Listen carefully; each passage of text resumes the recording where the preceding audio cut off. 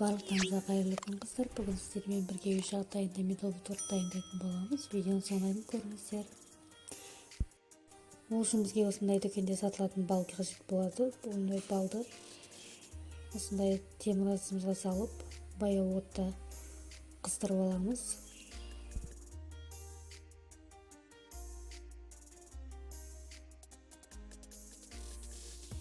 Кейін оның үстіне ас тұтасын салып, қатты қызарып карамель тәріздес болғанша тағы да қайнатуды жалғастырамыз. Осындай қоңырқай шоколад түске енген кезде үстіне сары майымызды салып ерітіп аламыз.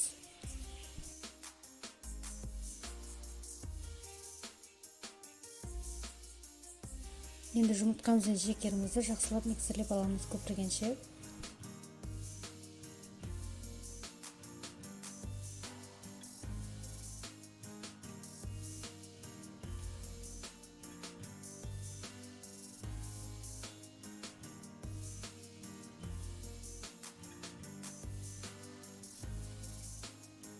Енді осы массамыздың үстіне суыған балымыз бен сары майымызды салып, жақсылап миксерлейміз, араластырып. Енді құрғақ массамызды дайындаймыз. Ол үшін осындай ұнымыздың үстіне разрыхителімізді салып, біркелкі болғанша араластырамыз да бөліп сұйық массамызға салып миксерлеуді жалғастырамыз.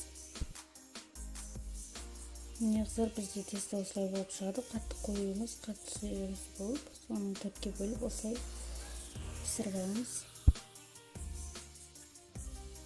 Енді крем дайындап аламыз. Ең алдымен сары майымызды жақсылап миксерлеп аламыз да оның үстіне сгущенкамызды да салып, біркелкі массай болғанша жақсылап миксерлеп аламыз.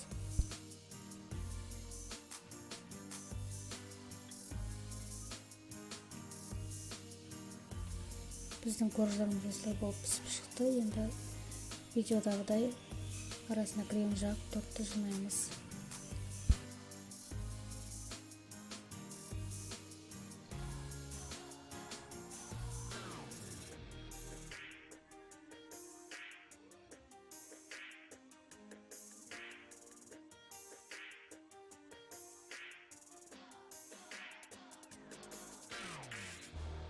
Енді корждарымызға кремдерімізді осылай жағып болғаннан соң, корждарымыздың шетінен қиып алынған осындай крошкілерімізді осылай үстіне әсемдік үшін серіп шығамыз.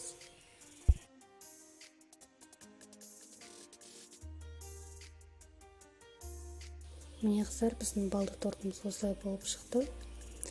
Барлықтарыңызға жасап көруге кеңес беремін. Жасалу жолы өте оңай әрі өте жеңіл. Ауызда еритін болып шығады. Егер видео ұнаған болса, лайк басып, комментарий қалдырыңыздар. Каналыма подписаться етіңіздер. Барлықтарыңызға ас болсын.